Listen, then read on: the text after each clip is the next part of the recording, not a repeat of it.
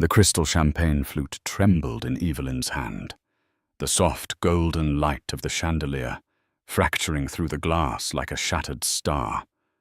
From the outside, it was a perfect picture, the 5th anniversary gala of the city's golden couple, Evelyn and Johnny Hayes.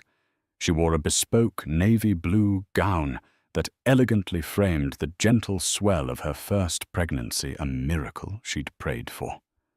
But beneath the silken smiles, a cold dread was coiling in her stomach. Her husband's eyes, which once held the universe for her, now kept glancing toward a woman in crimson, a woman who wasn't on the guest list and who was smiling like she already owned the room.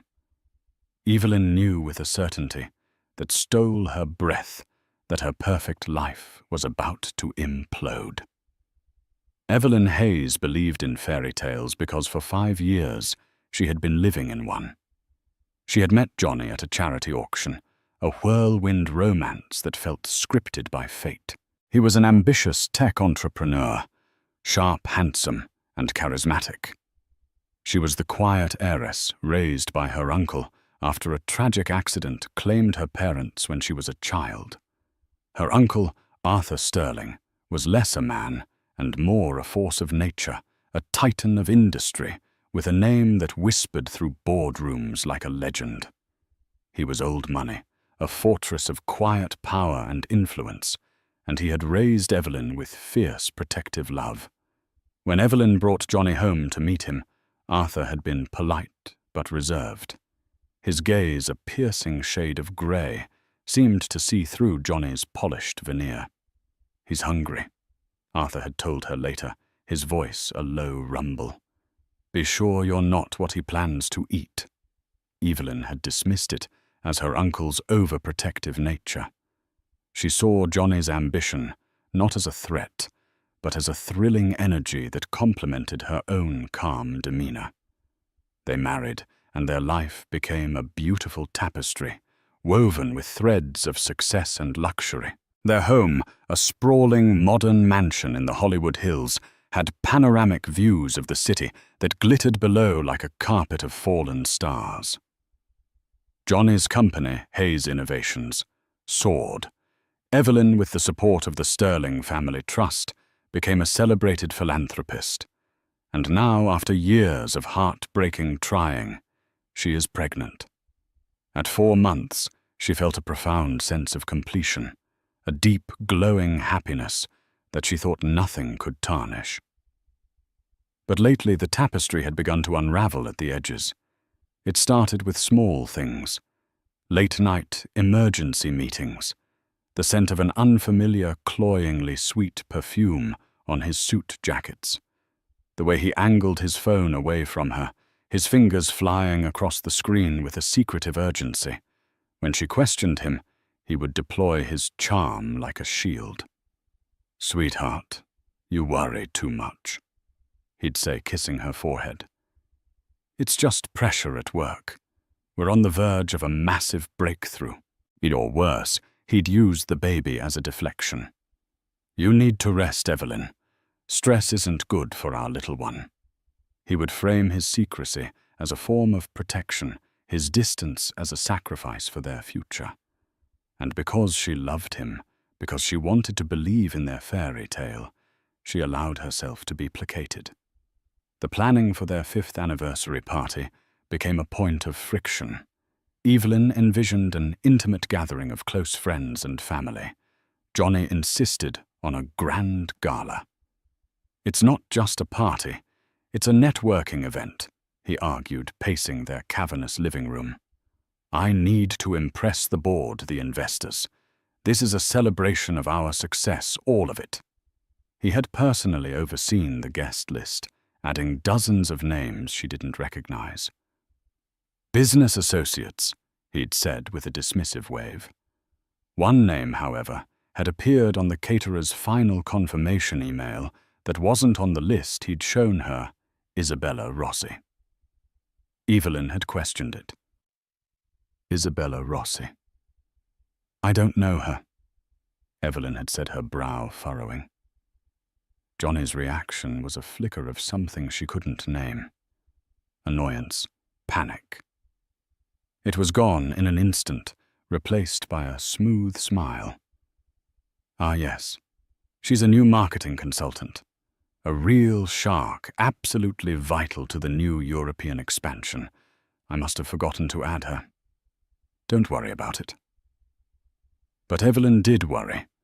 The name sounded familiar, and a quick, guilt-ridden search online revealed a stunning brunette with a sharp smile and an even sharper reputation. Her social media was a curated gallery of exclusive parties, luxury travel, and influential people. Tucked away in a tagged photo from a tech conference 2 months prior was a picture of her standing beside Johnny, her hand resting familiarly on his arm. They were laughing heads close together, sharing a private moment in a crowded room. The cold dread that began in her stomach that day had now followed her into the heart of their celebration. As she stood there watching her husband across the room, she saw him greet the very woman from the photograph.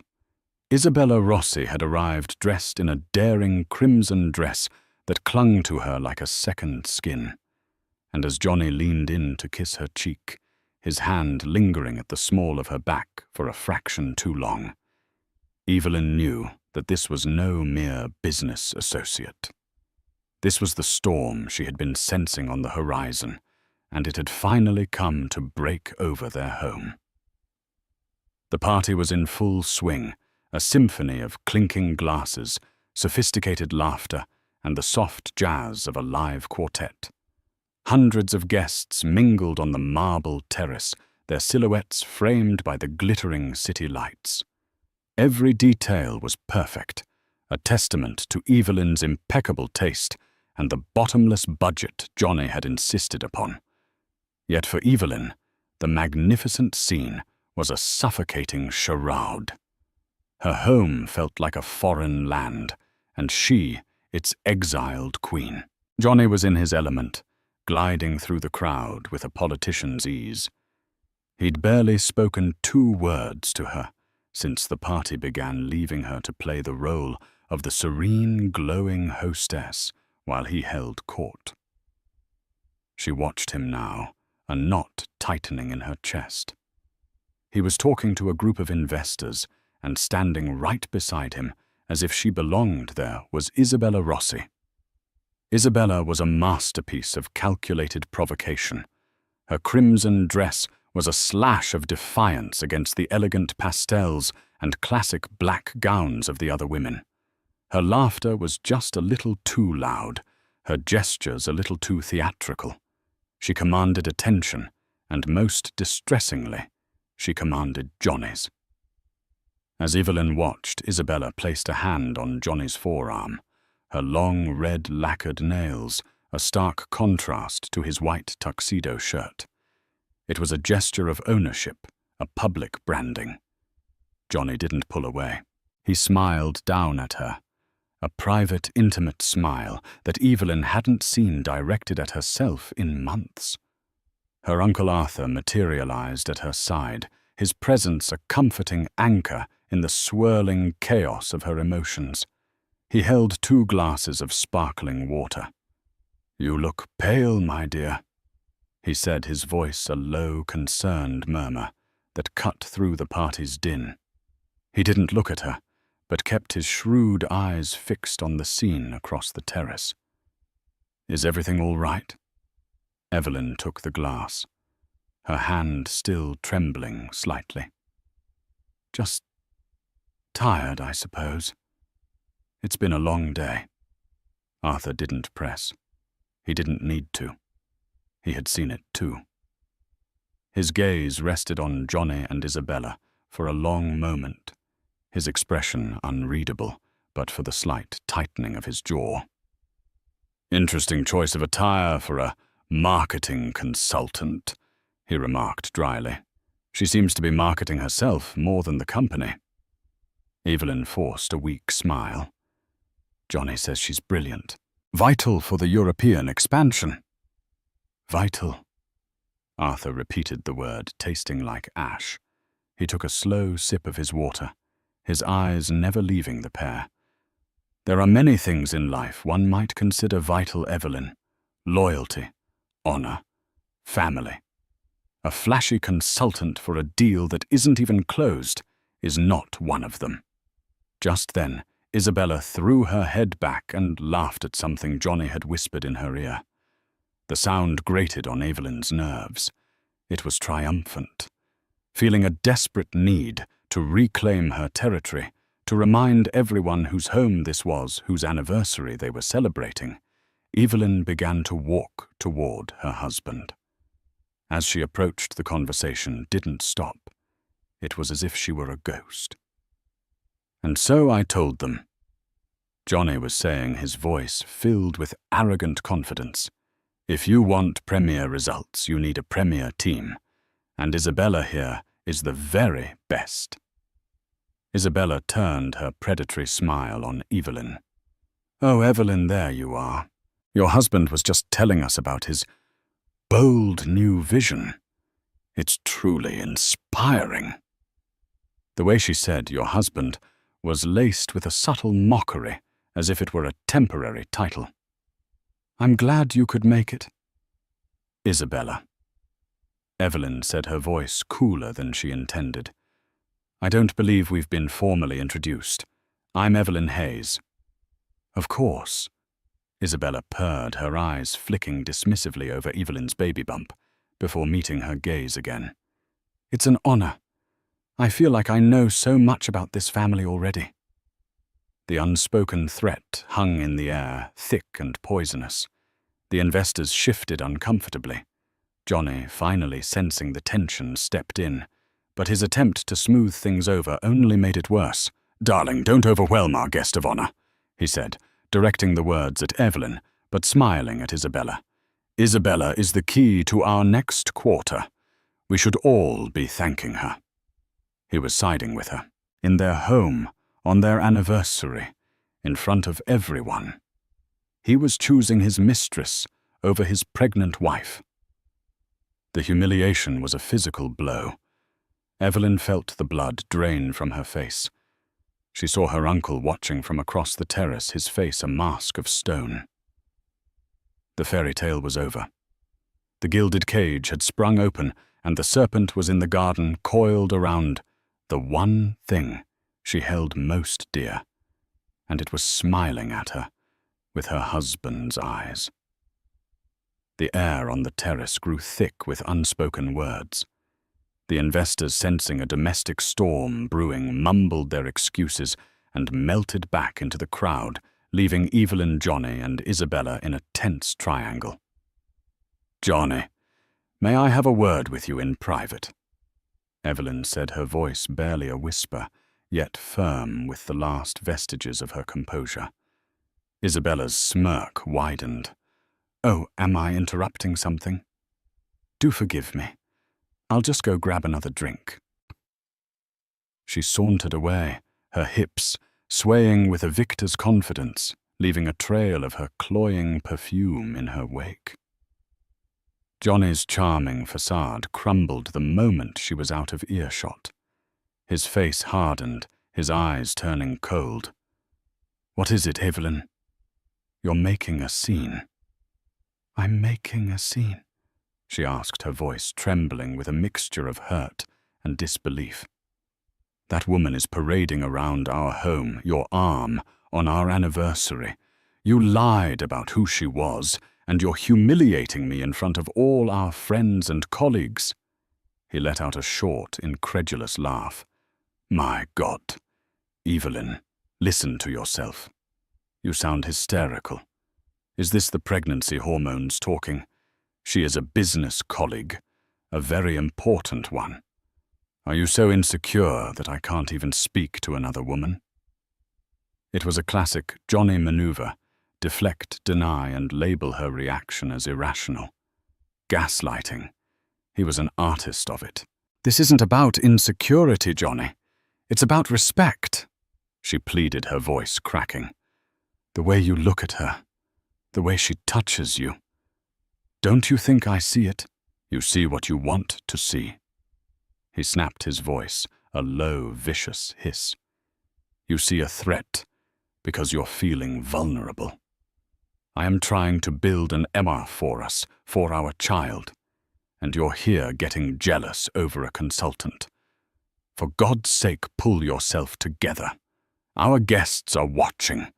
My board is watching. Don't ruin this for me." The cruelty of his words struck her silent. He wasn't just dismissing her feelings, he was blaming her for them.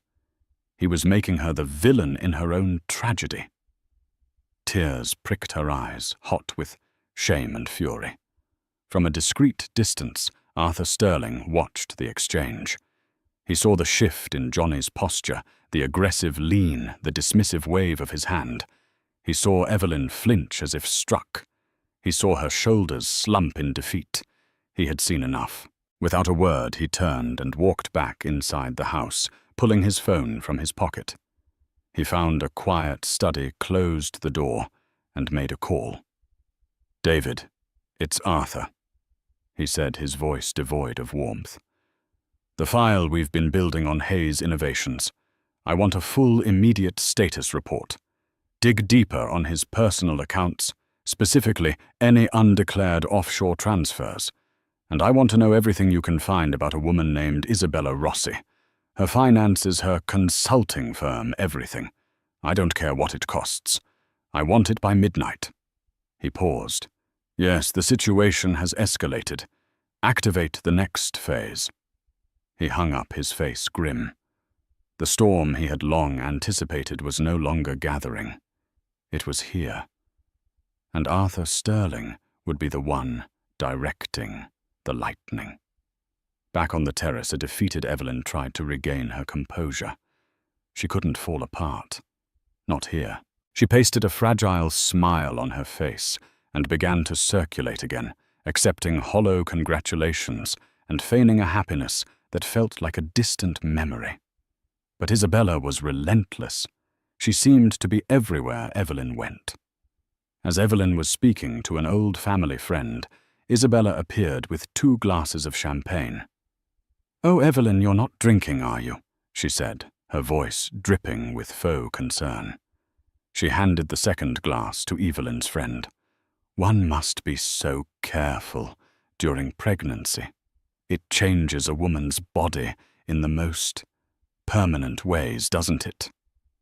Later, as Evelyn stood admiring the cake, a 5-tiered masterpiece, Isabella stumbled nearby, sloshing a bit of her red wine dangerously close to Evelyn's navy blue gown. "Oops, so clumsy of me," she said with a bright, insincere smile. "This floor is so slippery." Each incident was a small, calculated cut designed to unnerve and isolate her. It was psychological warfare, and Evelyn was the target. She felt like an animal being toyed with her own home, transformed into a predator's hunting ground. Her husband, her supposed partner and protector, was not only allowing it to happen, he was an active participant. His silence and dismissals a clear endorsement of the cruelty. The foundation of her world was cracking beneath her feet, and she had a terrifying feeling that the worst was yet to come. The designated hour for the anniversary speech arrived. The quartet softened its music to a low hum, and a hush fell over the crowd as Johnny stepped up to a small, elegantly lit podium near the edge of the terrace. He tapped the microphone, the sound echoing slightly in the sudden silence. Evelyn stood a few feet away, her heart a leaden weight in her chest. She had once loved hearing Johnny speak. He had a natural charisma, a way of weaving words that made people feel inspired, included. Tonight, she only felt a deep, sickening sense of dread. He began conventionally, his voice smooth and polished. "Friends, family, esteemed colleagues, thank you all for being here tonight to celebrate 5 years. 5 years of partnership, of growth, of building something truly special." He smiled a practiced public smile that didn't reach his eyes. "When I started Hayes Innovations, it was just an idea, a dream. Today it's a leader in its field. And that is thanks to the incredible team we've built and the unwavering support of everyone in this room." He paused and turned his head slightly toward Evelyn. The crowd's gaze followed. "And of course I have to thank my beautiful wife, Evelyn." The words were right, but the delivery was flat perfunctory. "Her grace and support have been a foundation, and as we prepare to welcome our first child, we look forward to a new chapter." It was a lukewarm tribute, the bare minimum required by the occasion. Evelyn felt a fresh wave of humiliation. He was speaking about her as if she were a part of the corporate structure, a decorative foundation rather than the love of his life. But then Johnny's tone shifted. A new energy entered his voice, a genuine passion that had been absent moments before. He turned his body slightly, his gaze drifting over Evelyn's shoulder and locking onto Isabella, who stood near the front of the crowd, watching him with an adoring, triumphant expression. "But success isn't just about foundation," Johnny continued, his voice resonating with newfound fervor. "It's about disruption. It's about vision. It's about finding that spark, that muse, that driving force that pushes you beyond the imaginable." A murmur went through the crowd. This was not a typical anniversary speech. It was starting to sound like a business pitch. "This past year has been one of explosive growth for my company, and it's because we embraced a new philosophy, a bolder, more aggressive strategy, and that is thanks to a brilliant new mind who has challenged me, inspired me, and shown me what the future can really look like." His eyes were fixed on Isabella now, a burning intensity in them that made Evelyn's blood run cold. Isabella, as if on cue, subtly shifted her stance. She brought her hand up and rested it for just a moment on her own flat stomach. It was a gesture so quiet, so fleeting that only those closest could have seen it clearly. But in the charged atmosphere, it was a thunderclap, a silent, devastating announcement. A few guests nearby gasped. Whispers erupted like wildfire. Could she be? Evelyn saw it. The hand on the stomach, the look in Johnny's eyes, the collective shocked intake of breath from those around her. The pieces of the puzzle, stained with betrayal and deceit, slammed together in her mind with brutal clarity. The late nights, the secret calls, the perfume, the vital consultant, the taunts. It wasn't just an affair, it was a replacement. Johnny, either oblivious or indifferent to the shock rippling through his audience, delivered his final devastating blow. "So tonight," he declared, raising his glass, his eyes still locked with Isabella's, "we toast not just to the past 5 years, but to the future. A future of bold new ventures, of fearless new partnerships, and of a brand new chapter for myself and for Hayes Innovations." He didn't say the word divorce. He didn't have to. He had just announced it to the world, to her friends, to her family on the night of their 5th wedding anniversary, with his pregnant wife standing beside him. He had just detonated a bomb in the middle of their life, and Evelyn was at ground zero. The room began to spin, the glittering lights of the city blurring into streaks of cruel, mocking fire. The world fell away. The polite applause that followed Johnny's speech sounded distant and distorted, as if coming from underwater. All Evelyn could hear was the frantic, panicked drumming of her own heart. Her mind reeled, trying to process the sheer, stunning audacity of the betrayal.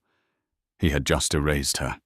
In front of everyone they knew he had publicly declared his allegiance to another woman and their shared future.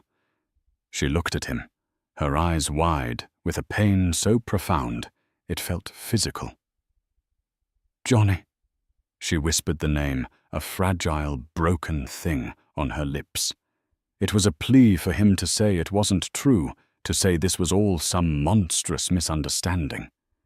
He finally turned to look at her, but there was no remorse in his eyes, only a cold, impatient finality. The mask was off.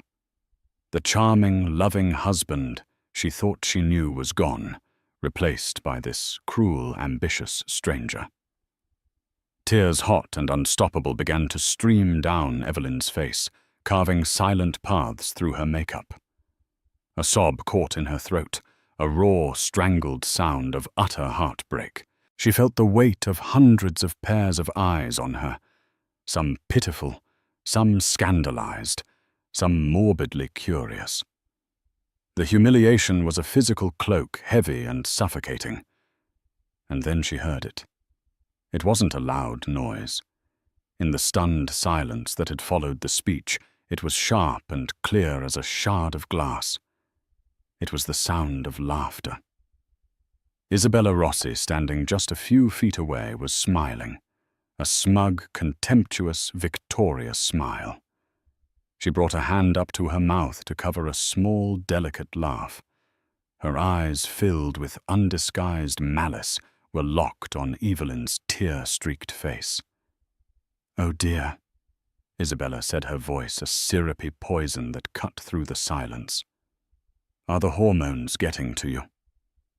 You really shouldn't stress yourself out like this." She paused, letting the cruelty land her gaze, dropping pointedly to Evelyn's pregnant belly. "It's bad for, well, you know." The sheer calculated cruelty of it was breathtaking. To be mocked in her deepest moment of pain, to have her pregnancy, her miracle, used as a weapon against her by the woman who had destroyed her life. It was too much. Evelyn's legs felt weak. A wave of dizziness washed over her. She doubled over slightly, one hand flying to her stomach, to shield her unborn child, as if she could protect them from the poison in the air. The sob she had been holding back finally broke free, a wrenching, desperate sound of a soul shattering. The guests stood frozen, a gallery of shocked statues. Johnny did nothing. He just stood there, watching his wife break his expression, one of weary annoyance, as if her pain were a mere inconvenience. This was the moment, the absolute rock bottom. The wife's tears, the mistress's laugh, the husband's indifference, a tableau of perfect public devastation. But they had all forgotten one person. They had forgotten the silent, watchful fortress in the corner. The man who had been observing every whispered insult, every dismissive gesture, every single crack that had appeared in his niece's life. Arthur Sterling began to move. He set his untouched glass of water down on a nearby table with a soft, deliberate click that sounded like the cocking of a gun. He moved not with the hurriedness of anger, but with the slow, inexorable certainty of an avalanche. The crowd parted for him instinctively, a silent sea of tuxedos and gowns. As he stepped forward, the atmosphere in the room shifted instantly. The whispers died. The pitying looks vanished, replaced by awe and a palpable sense of fear. The Titan had awoken, and his cold grey eyes were fixed on Johnny Hayes. When Arthur Sterling entered the space between Evelyn and Johnny, the air itself seemed to grow heavy. He was not a physically imposing man in the traditional sense, but he radiated an authority so absolute it was a physical presence. The room, which had been buzzing with shocked whispers, fell into a profound, chilling silence. Every eye was on him. He didn't look at his weeping niece. Not yet. His entire focus, a force of concentrated icy rage, was leveled at Johnny. He didn't raise his voice. He didn't need to. His words, delivered in a low, precise tone, cut through the silence like a surgeon's scalpel. "Johnny," he began the name sounding like a judgment. "You have just made the single most expensive mistake of your life." Johnny, who had been looking annoyed, now looked startled. He opened his mouth to speak, to perhaps offer another one of his smooth deflections, but Arthur held up a single hand, and the word died in Johnny's throat. Arthur then slowly turned his head, his gaze falling upon Isabella Rossi. Her triumphant smirk faltered, replaced by a flicker of uncertainty. She was used to intimidating people, not being intimidated. "And you, Miss Rossi?" Arthur said, his voice dripping with contempt. "Laughter is a luxury, one I'm about to ensure you can no longer afford." Isabella bristled. "I don't know who you think you are." "I am Arthur Sterling," he interrupted, the name landing with the force of a gavel. A fresh wave of shocked recognition rippled through the guests who hadn't made the connection. Isabella's face went from pale to ashen. She knew the name. Everyone knew the name. Arthur turned his piercing gaze back to Johnny. "You see, for the past 6 months, I have had a team of forensic accountants and private investigators looking into you, your company, and your associates. I had hoped my concerns were merely the product of an old man's paranoia. You have just proven otherwise." He took a step closer, and Johnny involuntarily took a step back. "Let's start with your company, Hayes Innovations." Arthur continued, his voice as cold and clear as ice. "A remarkable success story. Except you conveniently forget to mention the source of your seed funding. The $50 million interest-free loan granted to you 5 years ago from the Sterling Family Trust as a wedding gift to my niece. I am the executor of that trust, and per the morality clause you so arrogantly ignored, I am calling that loan. It is due in full, with penalties by 9 a.m. tomorrow morning." Johnny's jaw dropped. "You can't do that." "I can, and I have," Arthur stated flatly. "The call has been made. But don't worry, that's just the beginning. The 3 largest contracts your company secured this year, the ones that tripled your valuation, with Omnicorp, Sterling Global, and Apex Holdings, all subsidiaries of my parent company. As of 10 minutes ago, those contracts were terminated.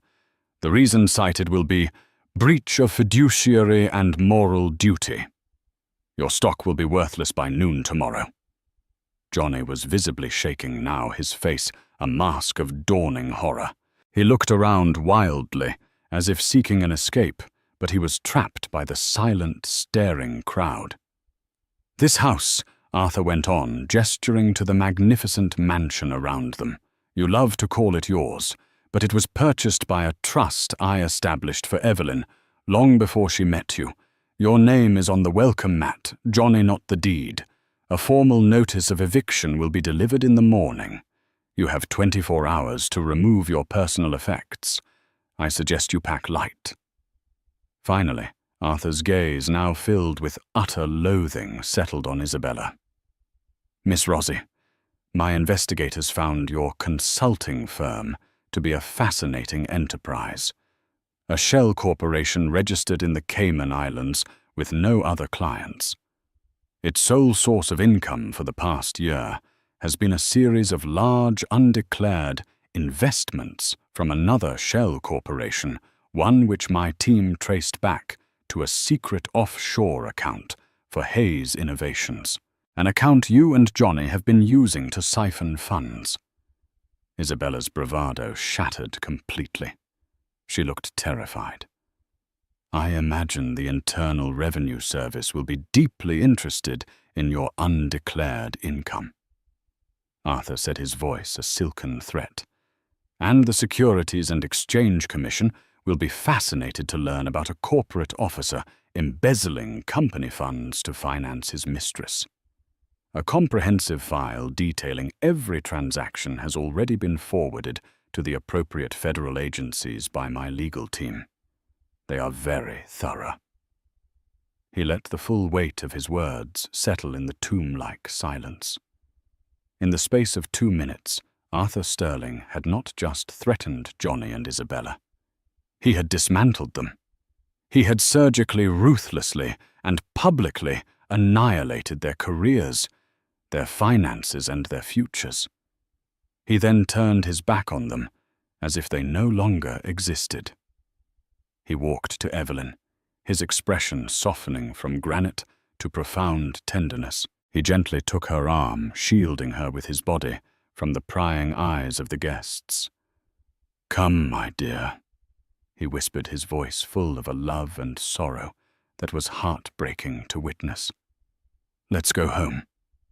He guided her through the stunned, silent crowd, leaving Johnny and Isabella standing alone in the ruins of the life they had tried to build on the foundations of lies and betrayal. The Sterling silence was finally broken by the sound of Evelyn's quiet weeping as her uncle led her away from the wreckage and toward safety. The aftermath of the party was not a slow burn. It was a swift and brutal detonation. Arthur Sterling's promises were not threats. They were statements of fact.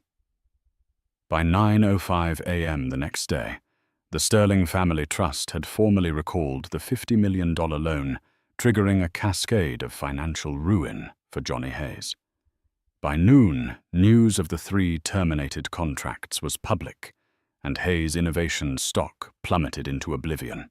The company he had built on Evelyn's family money and her uncle's connections dissolved into ash in a matter of hours.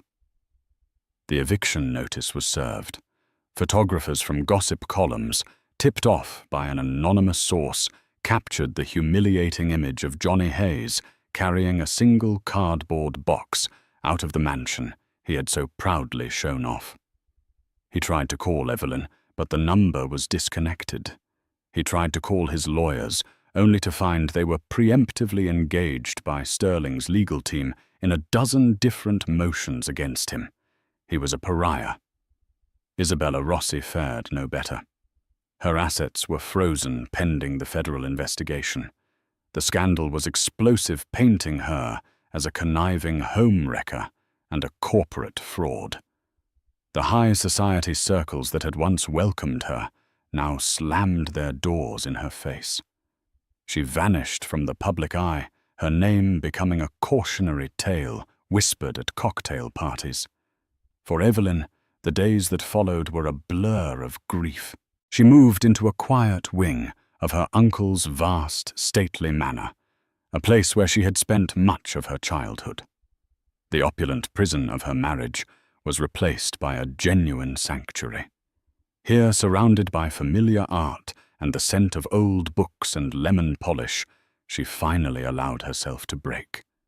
She wept for the man she thought she had married, for the future she had dreamed of, and for the profound gaping wound of his betrayal. Arthur gave her space, but he was a constant, steady presence. He didn't offer platitudes or say, "I told you so." He simply sat with her in the library, ensuring her meals were brought and managed the legal maelstrom with quiet, lethal efficiency. He was her shield, allowing her the time and safety she needed to mourn. Slowly, as the weeks turned into months, the fog of sorrow began to lift. The focus shifted from what she had lost to what she was about to gain. Her pregnancy became her anchor. She felt the baby kick for the first time while reading in the manor's sun-drenched conservatory, and a genuine, unforced smile touched her lips. This child, this tiny, innocent life, was hers alone. It was a future Johnny could not taint. She began to rebuild. She channeled her energy into designing the baby's nursery, filling it with light and warmth. She re-engaged with her philanthropic work this time, with a new sense of purpose, focusing on charities that supported single mothers and children in crisis. She found strength not in bitterness or a desire for revenge. Her uncle had already delivered a justice more complete than she could have imagined, but in creation. She was creating a new life for herself and for her child. 5 months after that terrible night, Evelyn gave birth to a healthy baby girl. She held the tiny, perfect infant in her arms, looking down at her daughter's face, and felt a love so fierce and pure it eclipsed all the pain that had come before. She named her Hope. One sunny afternoon, Evelyn was rocking Hope in the nursery when her uncle came in.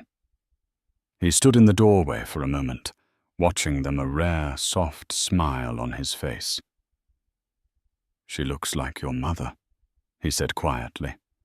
Evelyn looked up at him, her eyes shining with tears, but this time they were tears of gratitude. "Thank you, Uncle Arthur, for everything. You saved me." He walked over and placed a hand on her shoulder. "You saved yourself, Evelyn. You are stronger than you ever knew. I just cleared the path." He looked down at the sleeping baby in her arms. "The divorce is finalized," he said gently. "Johnny signed everything. The trusts are secure. Your future and hers is protected. He will never be able to touch it." Evelyn nodded, holding her daughter closer. The name Johnny Hayes no longer held any power over her. He was a ghost from a past life, a lesson learned in the harshest of ways. Looking around the beautiful, peaceful room at the face of her child, and at the unwavering love of the man who had always been her true father figure, she knew her fairy tale wasn't over. It had just been rewritten. The gilded cage was gone, and in its place was a fortress of genuine love, and a future she would build on her own terms, a future bright with the promise of a new dawn. The first year of Hope's life was a period of quiet, profound transformation for Evelyn. The sprawling, Sterling manor, which had once felt like a gilded cage of a different sort during her lonely childhood, now became a bustling sanctuary of new life. The silence was replaced by the soft gurgles and eventual laughter of her daughter. The ghosts of her past were banished by the overwhelming, all-consuming love she felt for the tiny being in her arms. Her Uncle Arthur, true to his word, handled the messy legal fallout with the detached precision of a grand master playing chess. Johnny Hayes was systematically dismantled, his name becoming a footnote in the city's business pages, a cautionary tale of hubris and ruin. Evelyn was shielded from it all. But while the legal ties were severed, the emotional ones still had echoes. About 6 months after Hope's birth, a letter arrived. It was addressed in Johnny's familiar, arrogant script. Her first instinct was to burn it, to not let his poison seep back into her world. But a stronger, newer part of her, the part that had been forged in the fire of his betrayal, knew she needed to face it. She waited until Hope was asleep, then sat in the library with a glass of tea, the thick parchment feeling heavy in her hands. The letter was exactly what she expected, a pathetic cocktail of self-pity, blame, and transparent manipulation. "My dearest Evelyn," it began. "I know you won't believe me, but not a day goes by that I don't think of you. My life is in ruins, and I know I made mistakes. But I was under immense pressure. That woman, Isabella, was a symptom of the stress, not the cause. It was your uncle who destroyed me. He was always jealous of our love of the life we were building without his control. He used my mistake to crush me, to pull you back under his thumb." Evelyn read the words, but they had no power. The gaslighting that had once twisted her reality now seemed like the cheap parlor tricks of a failed magician. He wasn't sorry for the betrayal. He was sorry he got caught. He wasn't sorry for her pain. He was angry about his own consequences. "I hear you have a daughter now." The letter continued. "I can't help but wonder if she looks like me. I am destitute, Evelyn. Everything is gone. If you ever truly loved me, you'll help me. A small loan, just to get back on my feet, for the sake of the life we once had." She finished reading and felt nothing. The searing pain he had once caused had cooled into a scar, a reminder of a wound healed. There was no anger, no lingering love, not even hatred. There was only a profound and weary pity for the small, hollow man he had revealed himself to be. She calmly walked to the grand fireplace, lit a match and dropped the letter into the flames. As she watched his words turn to black ash and float away up the chimney, she felt the last chain to her old life break. She was finally completely free. News of Isabella Rossi trickled in through gossip columns, which Arthur's staff sometimes left out. After the federal investigation and the public disgrace, she had lost everything. The last mention of her was a grainy photo of a woman who vaguely resembled the vibrant siren in the crimson dress, now with dull hair and tired eyes, working behind the counter of a down-market coffee shop in a different state. Her laughter was gone, her luxury extinguished. Justice Evelyn learned was not always a thunderclap. Sometimes it was just the slow, quiet fizzle of a life burning out from its own toxicity. With the echoes of her past silenced, Evelyn turned her full attention to the future.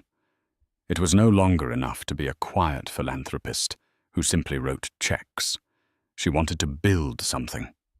With her uncle's guidance, she established the Hope Foundation, a non-profit dedicated to providing legal aid, financial counseling, and housing support for single mothers escaping abusive situations. Arthur was more than a guide. He became her mentor. He walked her through the intricacies of the sterling empire, not just the finances, but the philosophy behind it. He taught her to read a balance sheet, to command a boardroom, and to wield power with both integrity and strategic force. "Your heart is your greatest asset, Evelyn," he told her one evening, as they looked over blueprints for the first Hope Foundation shelter. "But a good heart must be protected by a sharp mind. I didn't save you from Johnny just to see you remain a passenger in your own life. It's time for you to learn how to drive." And so she did. She devoured books on finance and law. She sat in on sterling board meetings, initially as a silent observer, and then as an active participant, her questions growing more insightful and her voice more confident. She was no longer just the sheltered heiress. She was a woman of substance, a mother with a mission, and the emerging matriarch of a legacy she was now ready to claim as her own. Another decade spun by weaving threads of silver into Evelyn's dark hair and etching lines of wisdom around her eyes. Hope, once a laughing child chasing butterflies, was now a poised and intelligent 17-year-old with her mother's grace and her great-uncle's sharp, observant eyes. Evelyn was no longer just the head of her foundation. She was the acting CEO of Sterling Industries. Arthur, now in his late 80s, had stepped back, his body frail, but his mind as keen as ever. He had passed the torch, and Evelyn carried it with a strength that made him prouder than he could ever express. The Sterling Manor remained their sanctuary, a timeless constant in a changing world. It was a crisp autumn afternoon, the gardens painted in hues of gold and rust. Evelyn was helping Arthur with his correspondence in the library when Hope came in, a tablet in her hand and a furrow in her brow. "Mum," she said, her voice hesitant. "Can I ask you something?" Evelyn looked up from the quarterly reports. "Of course, sweetheart. What is it?" Hope swiped the screen, showing an old article from a business journal. The headline was sensational: "Tech Titan's Empire Crumbles Amidst Scandal." Below it was a picture of a much younger Evelyn, looking pale and distraught on the arm of her uncle, and another smaller photo of a handsome, dark-haired man, Johnny Hayes. "We're doing a modern history project, and we were looking at corporate collapses of the 2010s. Hope explained, her gaze steady. Hayes' innovations came up. The articles are vague. They mention fraud, a consultant named Isabella Rossi, and a very public divorce." She finally looked directly at Evelyn, her expression not one of accusation, but of genuine, searching curiosity. "Mom, who was Johnny Hayes to you?" A younger Evelyn would have flinched. The memory, though distant, still held a faint echo of pain. But she was no longer that woman. She looked at her daughter, a young woman on the cusp of her own life, and knew that the truth told in her own words was the only answer. She smiled gently and patted the leather armchair beside her. "Sit down, Hope." Arthur remained silent, watching the exchange with a quiet intensity. Evelyn took a deep breath. "Johnny Hayes," she began, her voice calm and measured, "was my first husband. He was your biological father. We were married for 5 years, and for a time I was very much in love with a man I thought I knew." She didn't recount the story with bitterness or anger. Instead, she told it as a lesson.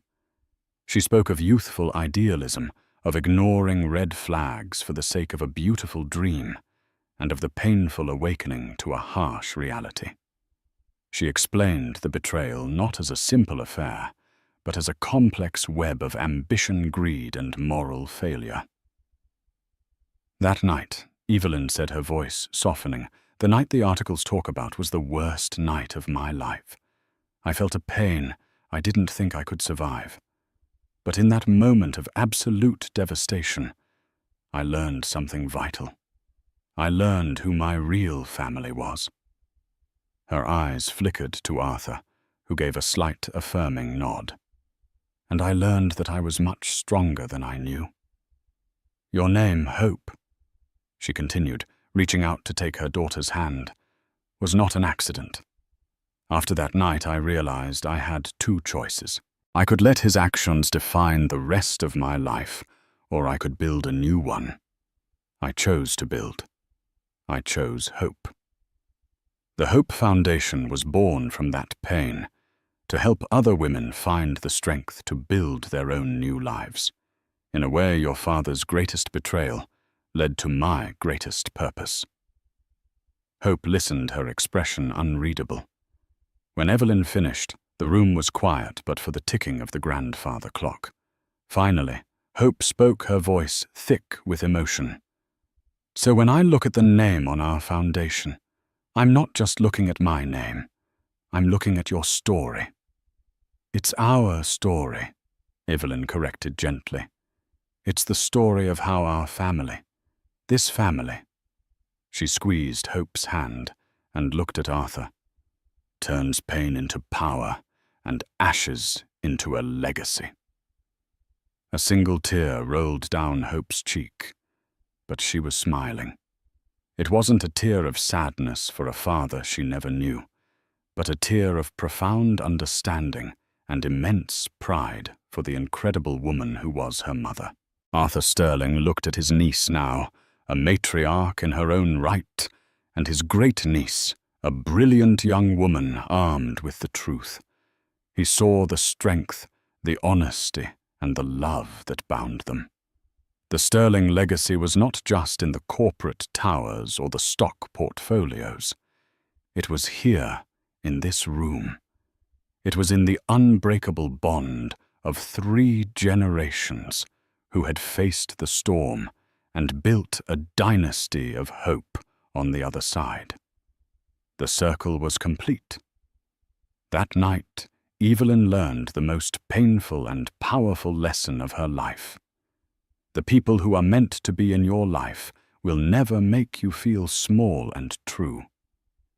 Family is not always defined by blood, but by who stands up to shield you when the world tries to tear you down. Her story isn't just about betrayal. It's a testament to the incredible strength that can be found in our deepest moments of pain. It's about rising from the ashes, not with vengeance, but with grace, and rebuilding a life that is truly your own. If you believe in the power of resilience and the sweet, satisfying taste of justice, then please show your support. Hit that like button, share this story with someone who might need to hear it, and make sure to subscribe to our channel for more real-life stories that will move and inspire you. Thank you for your listening.